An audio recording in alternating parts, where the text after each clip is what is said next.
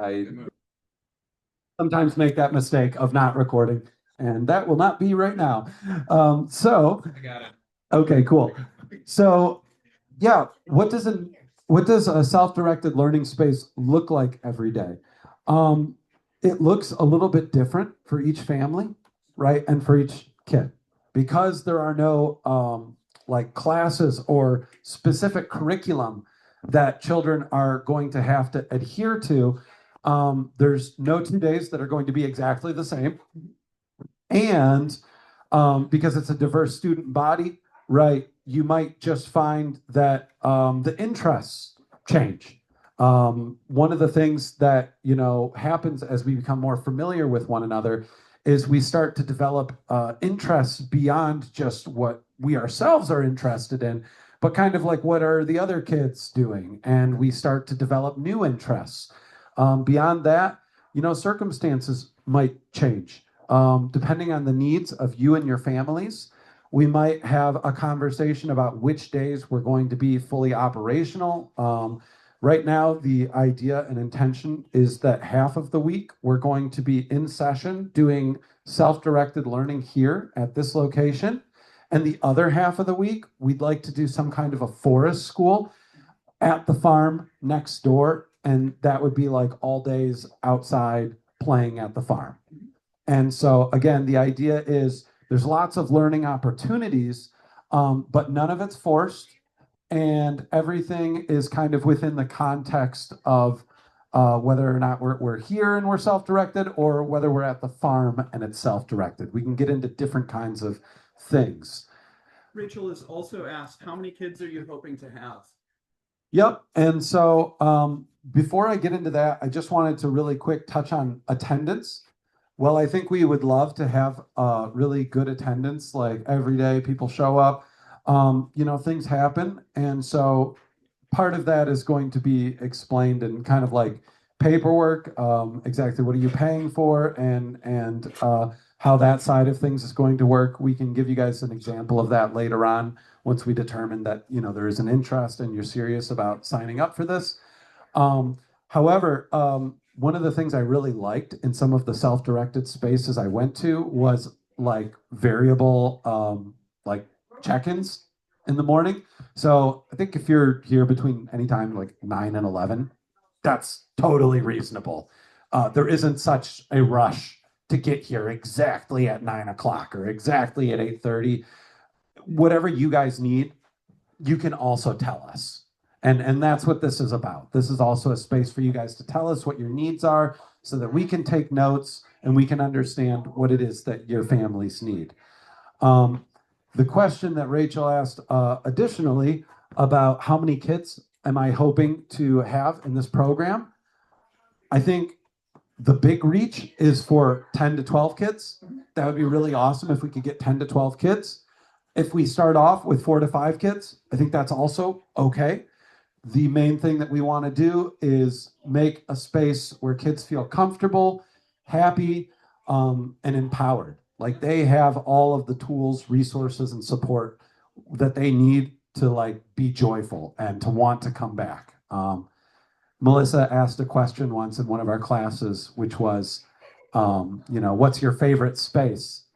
And Cassidy, you probably got asked that before.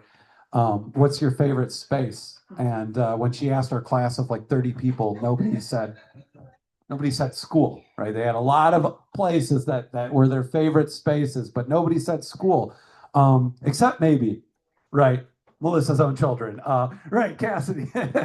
And so, because school just isn't always a really joyful place when you're constantly being kind of told what to do, where to go, and how to do it. And so we have an opportunity to create a space where kids really want to be here, where kids really get excited about being here and learning new things at their own speed, within their own context. And so the last thing I wanted to say, yeah, go ahead, Jake. Oh, I was gonna say, they're able to hear me. No, yeah, go ahead. Hi, everybody. My name is Jake Van Loon. I'm co-founder of Empowerment Education with Nolan, and what my role would be here is when students give ideas or feedback about their interests and what kind of tools they'd like in the space, I would be the person procuring those tools, setting up, different explorations of things if they are wanting to do a formal exploration or an informal exploration, and just helping guide them to ask questions along the way and to enjoy the tools that will provide them to the best of our abilities. That's my role. And so if anybody has questions about how that goes, I'm happy to answer those as well. Thank you. Thank you, Jake. And really that's all of our roles. We're facilitators. Right. Right. So our whole goal is to be here, to be present, and to offer kids any kinds of help that we have. Jake is a biomedical scientist with a lot of experience in working with kids, specifically like one-on-one. And I'm a licensed high school teacher with a long history myself of tutoring and having lived in like China and other cultures, fluent in a few different languages. And so this is just part of the resources that we bring to this experience. Dad's a musician, mom's a realtor and a really good pastry chef. Yeah. And so, yeah, at this time, I think maybe we could either open the floor to any other questions that people had, or we could even go around and introduce ourselves, and how we came into unschooling and something along those lines. So are there any questions from you, Laura, or from you, T, or you, Elijah? Still just kind of absorbing. It's a lot. This space. Yeah. Same. Okay. Sure. Great. So how about on the Zoom call? Do we have Debbie or Rachel? Did you have any other questions that we could kind of address or answer? It's okay if you want to talk about some kind of serious topics as well. Like there are some, the number one reason why people turn away from unschooling, from what I can tell, and Melissa, please correct me if I'm wrong, from what I've read is pressure from other family members is quite often one of the big things that takes people out of unschooling, despite the benefits that your child can experience. And that can be really scary. And so one of the things that I'm really serious about, that we're really serious about, is supporting you guys as well and giving you information and resources so that you can talk to people about this in an educated way. And we have partners that are kind of regional, Washtenaw County partners that also collaborate in Oakland County, like the Fun Learning Company, who are experts in connecting folks that are doing unschool and homeschool with the benefits of public schools, because you guys are entitled to benefits from public schools, such as elective classes and things like that. And there are creative ways to bring those electives into our spaces as well that we would love to explore with y'all. Obviously, it's always a dialogue between us, the families we serve, and the public entities that are at play there, but we are allowed to deliver those to you guys. So that would be another thing that we'd love to explore. Thanks. One of the just kind of going back to the daily. So you would arrive here. We would have a check-in system for the kids. You get checked in. We would expect the kids to have a lunch. We could definitely provide some snacks, but we would ask that the parents provide like a lunch for the kids, a cold lunch kind of thing. And then we would essentially play until like the end of the school day. And then we would have parents come and pick up their kids. Probably we'll have to come up with a system if like what's an acceptable like range to pick up. I think in the morning we can be a little bit more variable in terms of like drop off. Yeah, but for pickup, we want to really respect my parents' time, the teachers' time, the folks in the neighborhood, all those good things. And so we'll kind of have a discussion as well, a continuing discussion around what time and how we can arrange pickup. But in the middle of that day, from pickup or from drop off to pickup, we could really be getting into any number of activities in and around the house.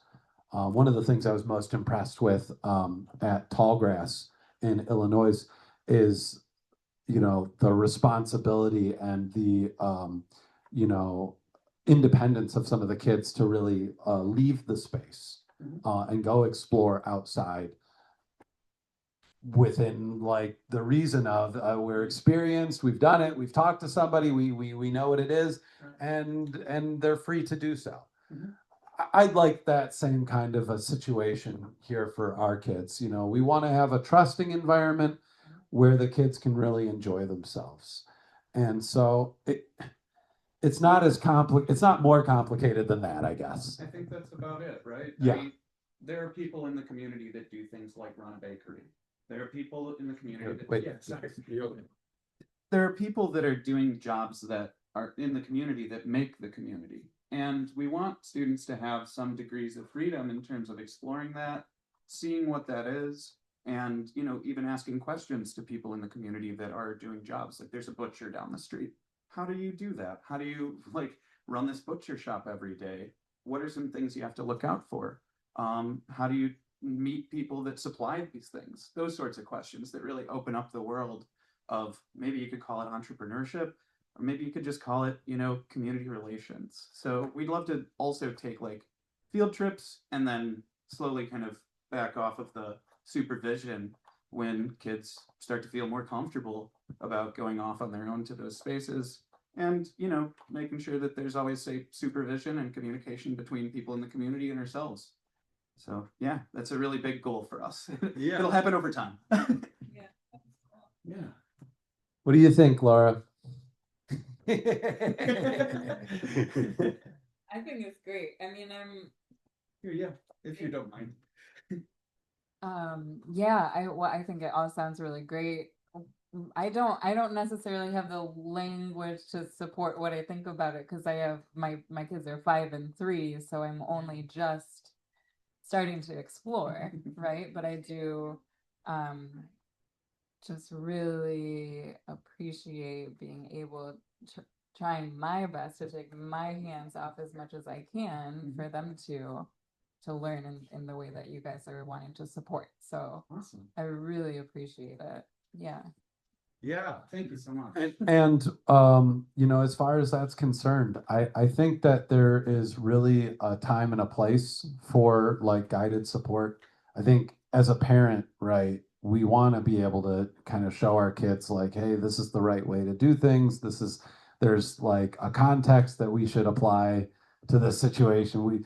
We try and be fair, but we also do try and guide our children. I think that that's a really reasonable, honestly, a thing to do, is to sort of take ownership of your child's education. One of the qualifications for doing something like this is having the parents sign a waiver saying that they understand they're assuming full responsibility for their child's education. That's not necessarily true. We're also helping. The kids are helping. The kids are a big part of that social education. Yeah. Really, we're here for the social education, but also the mentorship, that having dedicated educators present for. It's all a part of it. But we believe that in that educational space, we want to make it as free as possible. Totally. If you're going to have rules and sort of structure, you can do that at home. We want to try and minimize that so that we want to keep it safe, but we also want to let the kids, it's the majority of their day. The majority of their day is spent in a place where they're supposed to learn. It would be really great if that was a space where they could be free, where they could really enjoy themselves and be in the company of people that are really caring and attentive, and all of those things that you are, but for adults instead of 1 or 2 at best, right? So Jake would like to say something. Yeah. So I guess just to start more of a dialogue, on this, I have a question for you guys. What do you think is the ideal way to permit or facilitate conflict resolution when a conflict arises between students? Do you guys have any strong ideas about this kind of stuff? Feel free to take a minute before responding. I just want to hear your perspectives because Nolan and I have done quite a bit of talking at this point, and we don't want it to be a lecture. Right. So yeah, if you want to have a response to that question, just raise your hand and we'll bring you the microphone, okay? And folks on Zoom seem to be chiming in. This is great. There you go. Rachel, feel free to unmute yourself. Hi. I just wanted to say that I mean, I think when it comes to any age of kids, obviously we want to give them a safe environment. But they can resolve any problems that they have socially, at least in my experience. Let's we're not going to talk about Roblox right now though. I wanna. So I've always appreciated that, watching young children and even children of different age groups too, being able to resolve their own problems. And I think when they have the right support at home or with their teachers, it doesn't usually turn into a hitting match or, that's not like a natural response, at least in my experience. Thank you. Thank you so much, Rachel. Anybody else have any thoughts on conflict resolution? You have a thought, T? Awesome. Thanks, T. So I guess when thinking about it, I feel like, okay, Elijah doesn't have peers to conflict with for the most part, but just like as I was telling you guys before about his dedication and passion to bowling, I feel like that sport in itself has allowed him to gain a lot of emotional maturity that allows him to reflect and take ownership of himself, accountability, responsibility for himself before there's really much of a conflict. More so that he complains to me about his friends conflicting and how he just doesn't want to really be a part of it. Sometimes it's amusing, but at the same time it's like, that's a lot of energy that I just don't need to deal with. And then trying to just avoid that because he's got this emotional maturity that that's not the space that I, want to be in. So, I don't know. Maybe relevant, maybe not relevant. I don't know. Thank you so much for sharing. Yeah. For sure. So I can take that from you. Yeah, that's great. I love the idea that when you can kind of step outside of these conflicts in friend groups and see it for what it is, really, and that the goal is ultimately right to have a friend group that functions and communicates well. Sometimes intervening is not the best idea, and to know when to step back is a really, really mature skill that you've developed over time. And that's a product of probably your tendencies to intervene or not, and observations of mature adults in his space too. Yeah. So that's really cool. Was anybody else sharing? No. Maybe Melissa, are you there? I know that the camera's off.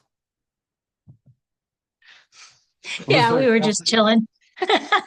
Oops. So yeah, maybe Melissa or Cassidy, maybe if you guys could talk a little bit about what does conflict resolution look like at your school, and what's kind of your experience with that side of things?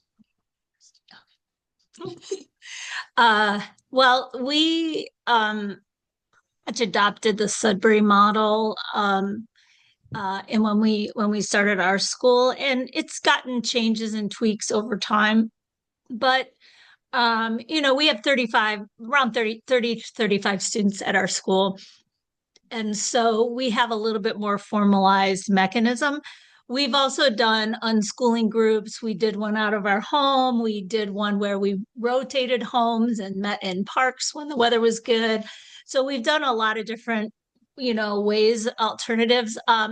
When we were doing unschool groups, it was usually the parents that had to resolve, issues that got sort of beyond the kids' I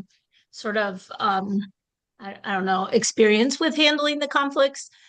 Which didn't happen that often, but it did occasionally. But when we did the Sudbury model school, you're together 5 days a week, so more things come up, and we didn't want a model where it was the adults being the ones to drive mediations or investigations of what happened and what should we do about it. And it's really, I think the philosophy of it is that we are a community and we have to learn how to live together when we are being together in a community. It's just part of part of life.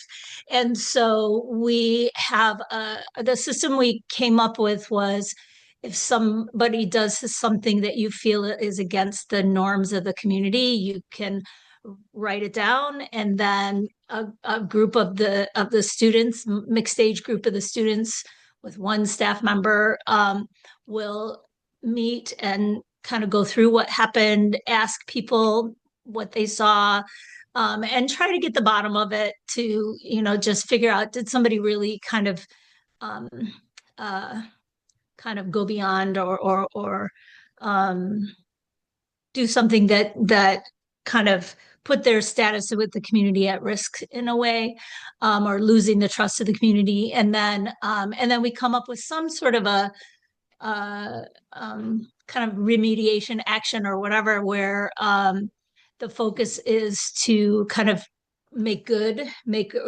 restore your relationship with the people involved and with the community itself. And so, some simple ones. Probably the most common one is leaving a mess. Yeah. So if you left a mess, maybe you get some extra responsibility for helping clean.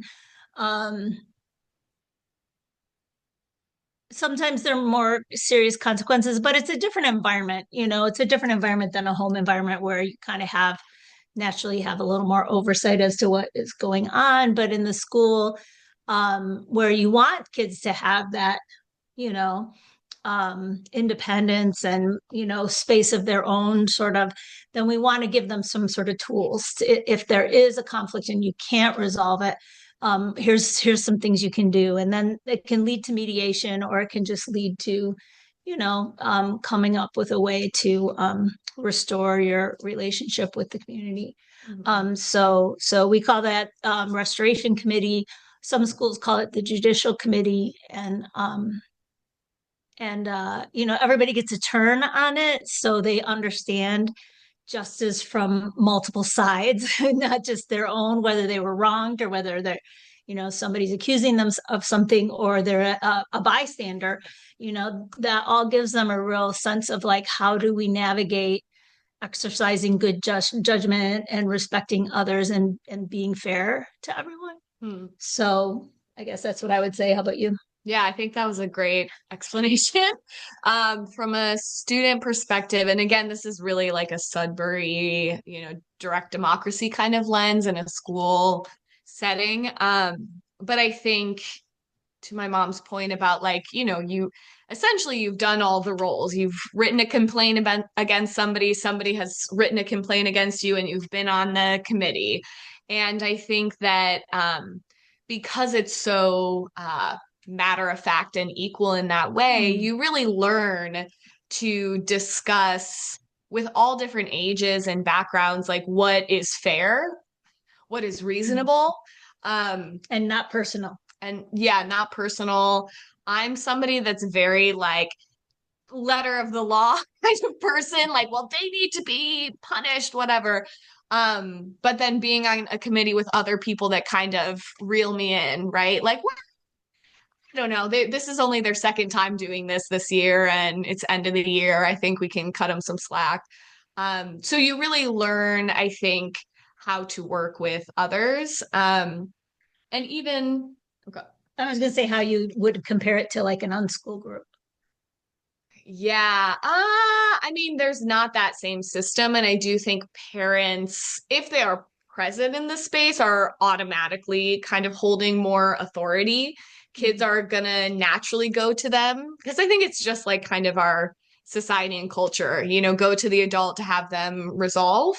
But even in my experience now as an adult, sometimes when kids are clashing with each other, I'm like, you go solve it yourself. You know how to do this, or like help by asking questions so that they come to a resolution themselves. So I think in an unschooling kind of setting, there is, because you can't quite implement the same structures as like a more like 5 day a week kind of school setting, everybody's there every day, blah blah blah. Having staff or parents or whoever are, the adult figures take on a little bit more responsibility of helping to guide that and provide the structures, I think would be really valuable, because kids, they can naturally resolve things, and many things are so new to them. So having adults that can kind of help provide a little bit of framing for the kids to bounce off of and then come to a conclusion that they both agree with, I think that's like a perfect kind of giving the kids ample like decision making and responsibility, but having the adults who just have more life experience, helping them shape that. Yeah, I don't know if that that's answers, good. but Thank yes. you so much. So that's our answer. Thank you. Thank you so much. And yeah, one of the things that we really want to do is practice not having the adults, right, run the show all the time Totally. and not, dominating, the thoughts and deeds of children. Yeah. To that point, I think it's really important that we foster a sense of agency in everything that we do at the school for the students, right? Like every day of my waking life, I don't feel like I have a whole lot of agency over the justice that occurs to me. But in this space, you can take a turn having, filing a complaint and seeing how that goes through your peers to create a resolution that works for everybody. And you can be on the committee and you feel that agency over justice, and you feel a stewardship to make sure that justice and like fairness and kindness and compassion are built into these systems. And when you grow up having built that and maintained that with your peers, I mean, I can imagine that it just provides a a more holistic framework for people to navigate justice with their own friends and create a lot better outcomes in their social lives down the road. And it's a beautiful thing. And I think that we can all find a way to foster and facilitate promotion of agency of justice by working together in this school. Yeah. And so I had another question because it sounds like a lot of us have some experience with unschooling, maybe some more than others even. So my question for you is, how does learning occur within the context of your unschooling? And again, open mic, anybody from Zoom, you can unmute yourselves, we can all hear you, or anybody in the room who'd like to share their experience. How does unschooling work for you? What does learning look like? Maybe even Elijah, how long have you been unschooling for? Close to 5 years. 5 years. Could you tell us a little bit about your experience and what learning looks like to you? It's more so.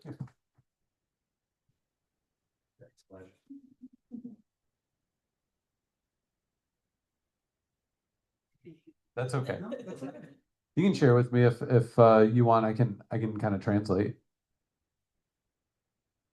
Okay. What do you mean by unschooling? Because some of that. Yeah. What here? You can.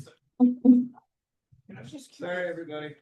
Because you used, I know that there were some things that I wasn't happy with in my schooling. I would have done a lot better, I think, if people had understood me a little more.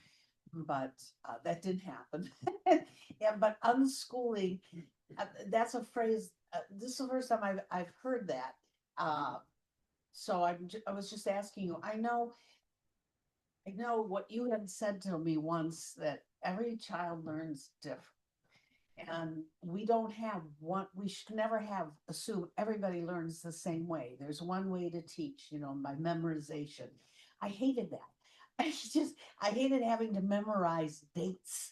And so I did poorly in history and where you had to memorize these dates. And yet I found that when I got to be an adult, out of school, there's nothing I love more than reading a historical book. it comes to life for me. It talks about my ancestors. It's just that being told to memorize something, for me, oh, I'm sorry, for me, it didn't work. Yeah.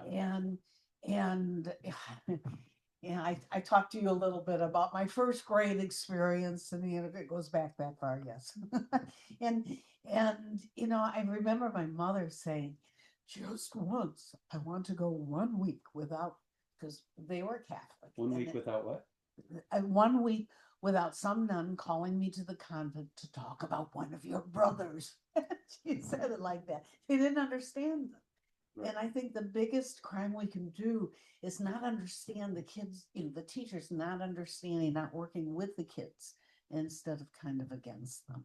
So you want to know a little bit about like what is unschooling? What does unschooling mean? Because, I yes. can tell you what unschooling means for us. Yeah, please. Oopsie, I'll take that here. So, to answer your question for our household, what unschooling looks like is I've instilled. Okay, to start off with, I never thought that I would be homeschooling, let alone I had no idea that unschooling was a thing. But COVID happened, and at the time, my mother was battling 6 different types of cancer, fibromyalgia, and lupus. And so when COVID happened and they're saying we have to distance the kids 6 feet, I'm like, there's not enough room in the school to distance. So I'm trying to preserve my mother. I've, at that point in time, had her 8 years longer than what we were supposed to have her. So I was like, I'm gonna pull Elijah out of school. Unschooling had just kind of come across my scroll, and I didn't know what that was. I kind of like did a little search, and I was like, I can do that. And I was like, you know what, I'm going to do that. And I reached out to the state in various capacities to see like, who do I have to tell that my kid isn't going to be a part of this institution anymore. And so many people were like, we don't care, nobody needs to know, there's nothing you do. And that was super confusing to me, but empowering at the same time, because I'm like, I get to do whatever I want. Awesome. Okay, let's do it. So then, we moving further into our experience, like Elijah, he's had a lot of medical things go on with him. So it's been a blessing to be able to unschool. And now, I mean, he cooks more than I do. He is able to cook with more ingredients than I am due to my dietary restrictions, but he knows how to accommodate for himself and make really awesome meals, and deconstruct leftovers and reconstruct them into something, creative and just as amazing as the first time he ate it, and so that's been super awesome. And then because of how you were talking about, families choosing to, leave unschooling because of like, other, due to pressures.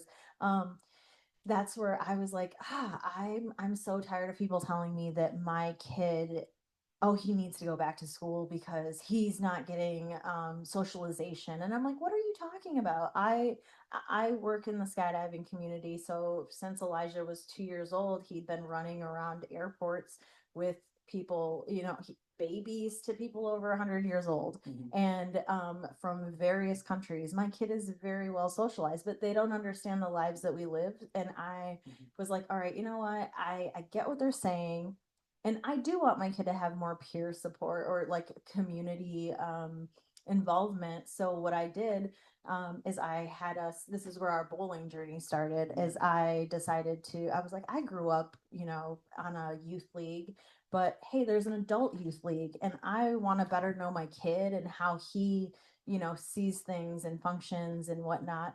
And so we did this adult youth league, and it was like 2 weeks, maybe 3 weeks into us doing this league. He was just like, man, I just bought him a cheap ball from Dunham's. And he was like, I really want to know what the inside of this ball looks like. And I'm like, what are you talking about? Like, I've been bowling longer than you've been alive. I've never considered the inside of a bowling ball. Well, now my kid could talk to you for hours about the inside, the cores, the cover stocks, the oil patterns, the topography, the pin deflection, just all these different things. And it's applied physics, it's applied chemistry. And again, is him it's a competitive sport, but he's also every single day he steps on the approach, he's competing with himself and what he did the day before, trying to dial in his personal mechanics, his mentality to, you know, achieve what it is, the end result, what he wants to be his last score, his last highest score, but also to achieve a 300 at some point, you know. And so that's been really interesting and a lot of fun for us. And there's been a lot, I could talk to you even more about the opportunities that bowling has brought to us. But yeah, those are just like some of the things that like every single day looks different. You know, some days he is dabbling with maybe Khan Academy and, you know, something else or his 3D printer. I just kind of let him do what it is that he wants to do, and whatever is sparking his curiosity at that moment is I try to latch onto and see what else can I provide as more stimulation and education to what it is that he's trying to achieve or understand. So that's kind of us. So I'd like to make a comment about something that really stuck out to me there. Sure. So when you're saying that he's coming and approaching bowling as this thing where it's like, I'm coming back here to outdo what I did the day before. That's rigor. And that's something that can be used at all times through all journeys. And it's one of those social emotional, what do you call it? Check boxes. Social emotional qualities that I see a lot of kids struggle with in traditional school systems. When you are always comparing yourself to others. And I think that the school system tends to, through class rankings and competition for slots and all of this sort of things, these sort of things, it kind of gears people not to look at everything as this fun, challenging puzzle that allows you to do better a little bit every day for you. You brought that back for him, and I think that that's a really, really wonderful thing. Yeah, and so unschooling is taking some of those negative outcomes that are not on purpose, or maybe some of them are in schools, and removing them and allowing people to discover what it is that they love and how they can approach that with a healthy sense of rigor. That's what I got from your explanation. Yeah. Thank you. Well, And so two of the things that we are really considering and two of the things that are kind of circumstantially true are one, you know, that we would love to have transportation that we can, you know, take kids to special places like on field trips. Yeah. That's a goal. That's a goal. That's like down the road, we would love to be able to go to the bowling alley, for example, or to other cool places around town. And there are a lot of cool places. One of my favorites is like the Toledo Discovery Zone. Yeah. There's a really great science center there. Cranbrook Science Museum. Cranbrook Science Museum. Yep. And the art garden. and Ann Arbor has a wonderful science center too. There we go. So many beautiful places. So, all these cool ideas. You know, the other thing that we're really experimenting with and seeing even here tonight is age mixing, where I think we have a 3-year-old, a 5-year-old, an 8-year-old, and a 15-year-old. I would really like that, you know, range to exist. I'd like to bring in some of our friends who maybe were a little bit nervous about bringing in older students. Not you specifically, but some of our other friends that were like, I don't know if there's no other younger or if there's no other older kids. The value of having a very widely mixed age range of students, I think, is irreplaceable. Younger kids learn a lot from older kids, and older kids learn a lot from younger kids too. I learn a lot from him. Exactly. I mean, as parents, you know, you learn to be patient, you learn to be understanding and empathetic, and you learn, right, leadership skills, really. And so, you know, it seems like everybody's pretty familiar with some of the benefits. I'd like to talk a little bit more about those. Yeah, Melissa, you have a comment or a question? Yes, I've got a comment on a few things, if that's okay. She's been writing notes. Yeah, I've been taking Everybody's talking.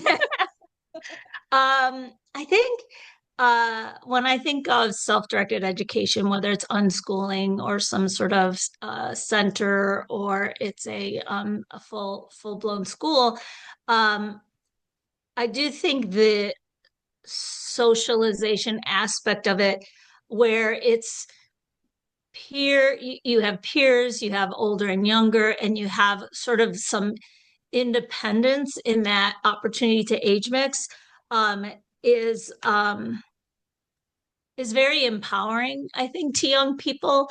Um, that's why something like the bowling sounds amazing. Being around the airport sounds amazing.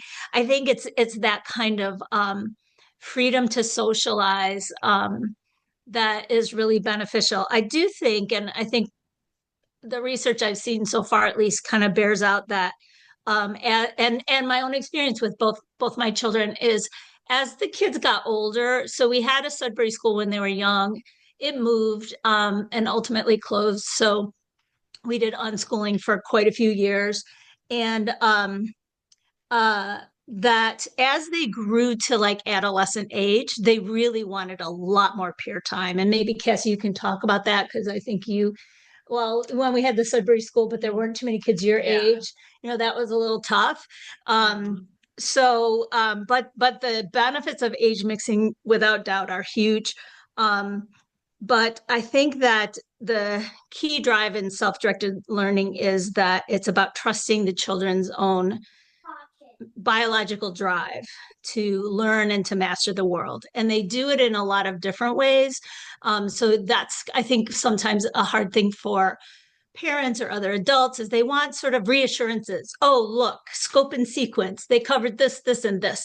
And the learning just doesn't happen that way. So there is a sort of a leap of trust that you have to give. But anyway, back to the age mixing in particular, I wondered if you wanted to talk about your experience with being in an age mixed environment. Yes.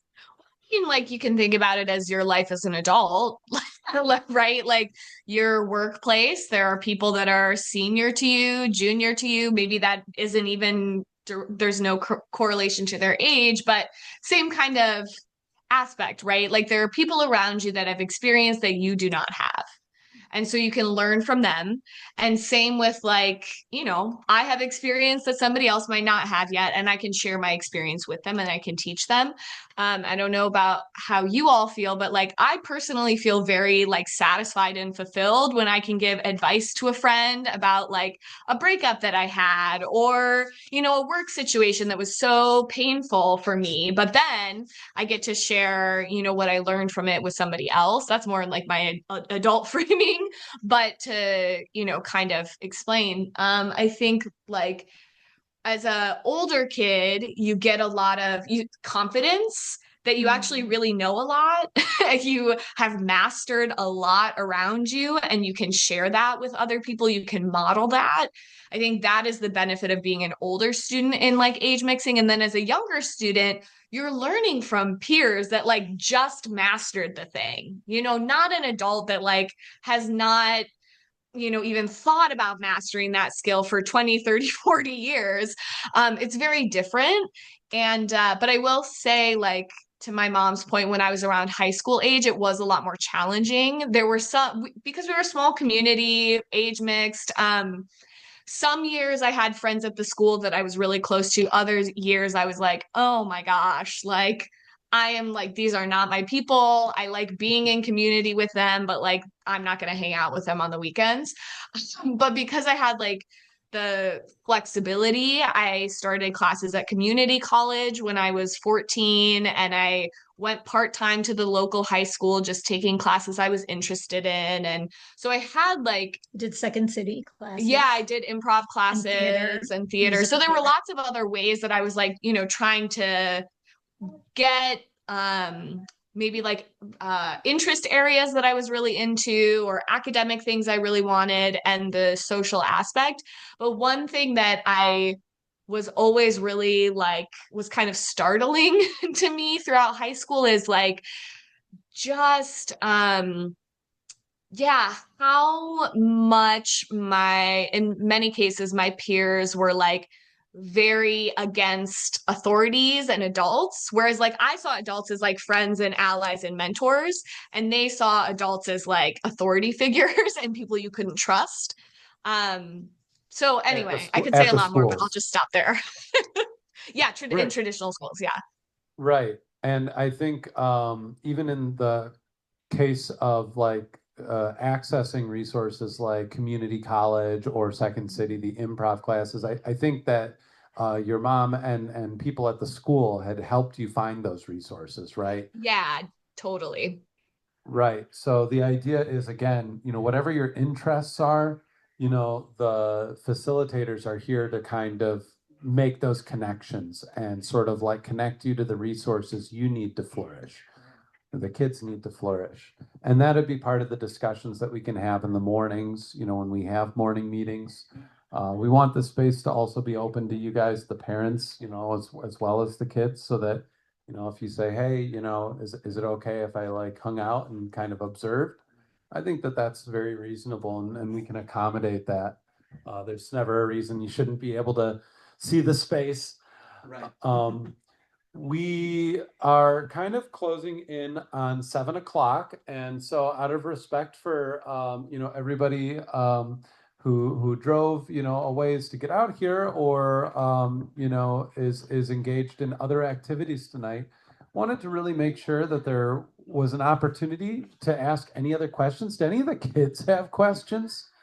I know that's okay, Elijah. I'm not going to put you on the spot again.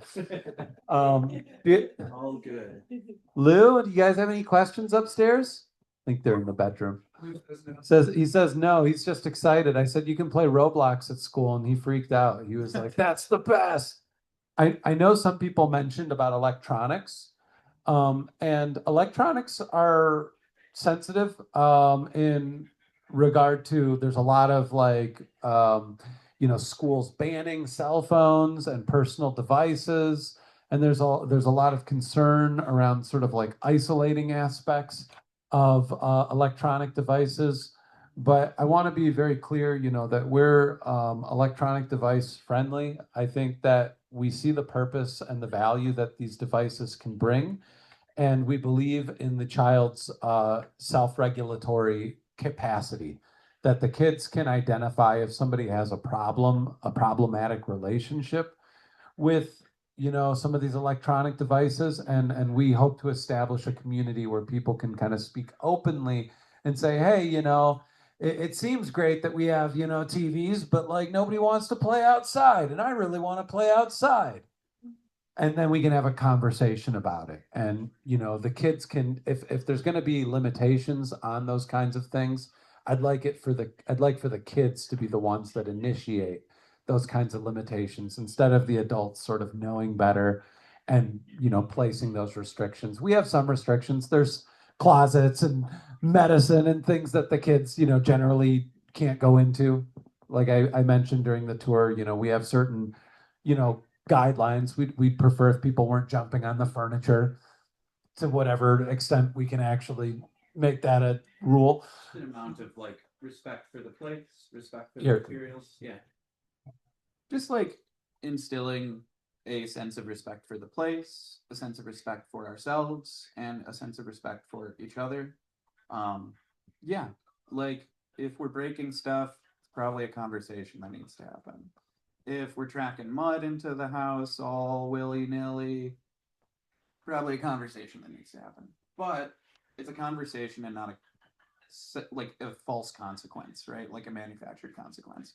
It's a like, hey, like, we'd really like it if you would just prevent mud from getting on the floor as opposed to having to clean it up later. Maybe we can bring that up in another meeting. Totally. Yeah, it would be a thing where we talk about it instead of just going straight to consequences and things like that. Yeah. Cool. So the last question I have for everyone before we close the Zoom session, just because I want to make sure that one, you have a chance to ask questions and talk, but also too, so that we're not keeping you guys hanging online permanently like the poor souls trapped in this room. Just kidding. What are your concerns? Does anybody have any concerns about either unschooling or this space, any thoughts on their mind that they would really like to address. We have a lot of very knowledgeable people here, and so there's a really great chance to ask questions about anything that you might be worried about or might have in the back of your mind, and you want to know, hey, does somebody have an experience with this or have a perspective on this that could help me understand? Or that you're excited about and things that you might want us to get. Yeah, or interest things that you'd like us to obtain and share. So yeah, now is that time. I love where you're headed on this, Nolan. And I wish I'd been there. I kind of wish I'd been there, when you were growing up and when I was growing up, because I know there were times when I knew things. I had a sister. I talk about my sister was the first daughter after 4 boys. Then she had 2 more brothers than I was born. So she decided I was her baby. But she taught me a lot of things, and I'm really blessed that I had her, because I knew how to read when I started the 1st grade. Even though people thought that was wrong. They thought, and I talked to you about that. I literally got scolded for knowing how to read in the 1st grade because I use hand gestures. You don't use hand gestures when you're reading. Oh, I got passionate about it. But be that as it may, I wasn't allowed to be who I was. And I know that my brothers weren't either. And that's why my mom made that comment. I said to you, just 1 week. And I had a brother who had a reading disability. I believe now. My brother John, most miserable teenager in the world. Everybody was scared of him, except me. But he's a kind person now. Yeah. And he's like my favorite. Well, he's not alive anymore, but he was at the end of his life, and before he met Sandy, he came back from Vietnam feeling grateful that he came back. And so it just changed him all of a sudden. And you know what it was, when he wasn't having to learn from people who didn't understand him and might have called him stupid. And then the other kids heard that.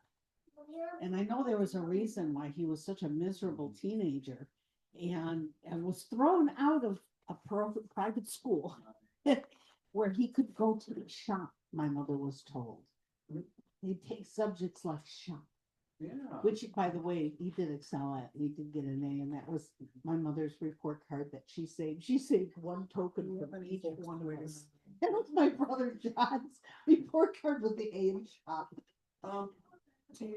Anyways, do you guys have anything to add or questions or? Yeah, here. Thanks. You have something? You look like you're thinking. I'm trying to come up with something. Take your time. I can't think of anything to share. Thank you so much. Well, and I don't have too much because the question was if I have any concerns with unschooling or the Sudbury model. Or even the site. Or the site. No, and I know that you're in early phases and it's all looking great and sounding exciting. I'm